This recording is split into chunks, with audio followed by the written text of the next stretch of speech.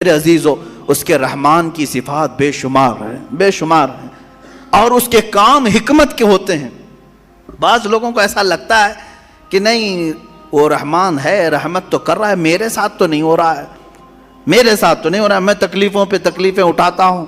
میرے عزیزو صبر نہیں کرتا انسان اور اس طرح کی باتیں کر جاتا ہے، یا ایسا ہی گھبرانے والا آدمی ہے جیسے کوئی ٹرین سرنگ میں جائے، ٹنل میں جائے تو کچھ جو باولے لوگ ہوتے ہیں اچھل کود کرنے لگ جاتے ہیں۔ کبھی ٹرین کا سفر کیا آپ نے؟ اور ٹرین کبھی ٹنل کے اندر جاتی ہے، پہاڑ کے گوفے کے اندر، کیا ہوتا ہے؟ اندھیرا آ جاتا ہے، اندھیرا، اتنا اندھیرا آتا ہے تو جو عقل مند ہوگا وہ سیٹ پہ بیٹھا رہے گا، اور جو باولا ہوگا اچھل کود کر رہا ہے، اسے ایسا لگتا ہے دنیا کیا سے کیا ہو گئی، ٹرین کہیں کھڈے میں چلی گئی۔ ایسا نہیں ہے، جو عقل مند ہے وہ بیٹھا رہتا ہے۔ اگر آپ عقل مند ہیں، بیٹھے رہتے ہیں اپنے سیٹ پر، میں پوچھتا ہوں کیوں بیٹھے رہتے ہو؟ کیوں بیٹھے رہتے ہو؟ اندھیرا ہو گیا، ٹرین گوفے کے اندر چلی گئی ہے، آپ کہیں گے میاں تھوڑی دیر کی بات ہے، یہ ٹرین کا ڈرائیور چلا تو رہا ہے، نکال لے گا، نکالے گا نا۔ ٹرین نکل کر کے باہر آ جاتی ہے تو آپ کہتے اجالا تو آ گیا۔ اے میرے عزیز، ٹرین کے چلانے والے پر تجھے اتنا یقین ہے سیٹ چھوڑ کر اٹھتا نہیں۔ اس طرح تیری زندگی میں جب مصیبتوں کا کبھی اندھیرا آتا ہے، یقین کر وہ رب ذوالجلال پھر اجالوں میں لائے گا۔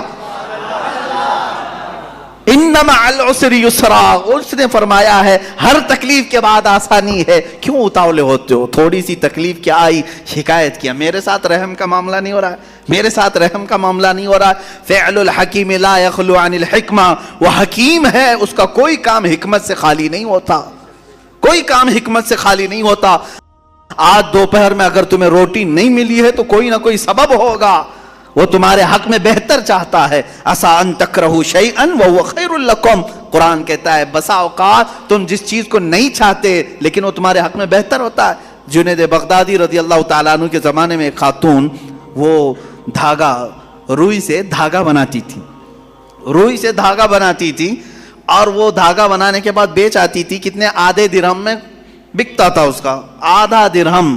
وہ آدھا درہم لاتی تھی، اس میں سے آدھے یعنی پاؤ کر کے اس سے پھر کپاس روئی خریدتی اور پھر اس کا آدھا درہم بناتی اور باقی کا گھر میں خرچہ کرتی۔ ایک دن آدھے درہم کی روئی لائی اور پورے کا اس نے دھاگا بنا دیا۔ دھاگا کچا ہوتا، سوکھنے کے لیے رکھی صحن میں، اندر کھانے کے بنانے کے انتظامات کر رہی تھی، ایک کوا آیا اور دھاگا اٹھا کے لے گیا۔ بیوہ عورت، اس کے سوا کچھ بھی نہیں تھا، آج کچھ بھی نہیں تھا اس کے پاس، بھوکی رہ گئی۔ اب نہ خریدنے کے لیے دھاگا خریدنے کے، روئی خریدنے کے بھی پیسے نہیں، کھانا بنانے کے بھی پیسے نہیں، آلریڈی بیوہ ہے اور غریب ہے۔ کہنے لگی کیا اتنی غربت کے بعد بھی اللہ تعالیٰ ایسے اس کی بچی پونجی بھی اٹھا لیتا ہے؟ لوگ یہی کہتے ہیں نا، میرے پاس کچھ نہیں تھا پھر بھی میں نقصان میں جا رہا ہوں، اب تو کچھ رحم کر دیتا۔ ارے بھائی بڑے سیٹ آدمی کے 1,00,000 روپے چلے گئے تو سمجھ میں آئے گا چلو ٹھیک ہے، باقی بچے ہوئے پھر کور کر لے گا۔ جس کے پاس کچھ نہیں، لاسٹ پونجی بچی ہے، وہ بھی مولا نے اٹھوا دیا، تو یہ کون سا رحم ہے؟ بندے تل ملا جاتے ہیں۔ وہ خاتون گھبرائی اور کہا یہ اب کون سے رحمان کی صفت ہے؟ کیا وہ رحم کر رہا ہے میرے ساتھ؟ میں بیوہ ہوں، کچھ بھی نہیں میرے پاس۔ حضرت جنید بغدادی کے پاس دوڑی دوڑی گئی، دوسرا دن تھا، بھوک کی شدت تھی، دوڑی ہوئی آئی۔ حضرت جنید بغدادی اس وقت بیٹھے تھے، ان کے دربار میں کچھ لوگ آئے ہوئے تھے باہر کے، ملنے کی غرض سے دور سے آئے ہوئے تھے۔ آپ کو یہ چیختی ہوئی آئی تو اس کو سائڈ میں کھڑا کیا، رک جاؤ میں پہلے ان کی باتیں سن لوں، پہلے ان کی باتیں سن لوں۔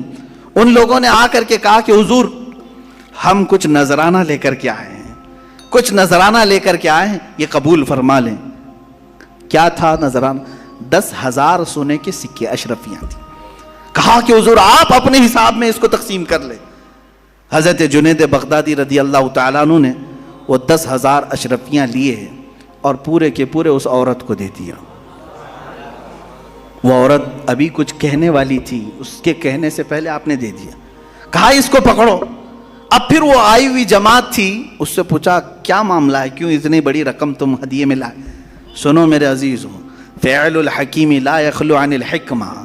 وہ کہتے ہیں ہم سمندر کے سفر پر تھے، کشتی میں بیٹھے تھے، آ رہے تھے، اچانک ہماری کشتی پھٹ گئی، کشتی میں سوراخ آیا، پانی اندر آنے لگ گیا، تو جیسے یہ چمڑے کی کشتی تھی، پانی اندر آنے لگا تو ڈوبنے کے چانسز بڑھ گئے۔ پانی جتنا ہو سکا ہم نکال کر پھینکتے رہے، لیکن اس کشتی کی مرمت کے لیے ہمارے پاس کچھ نہیں تھا۔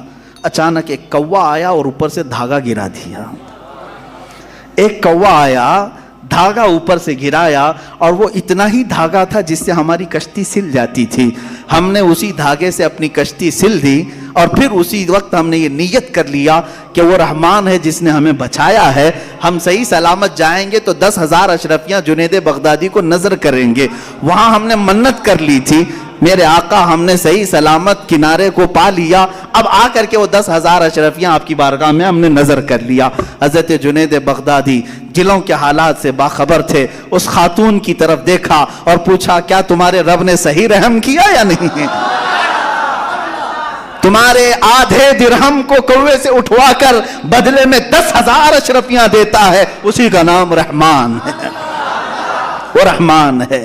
بندہ گھبراتا ہے، کہتا ہے ایسے کیسے ہوگا، میرے پاس کچھ بھی نہیں تھا پھر بھی اٹھا لیا۔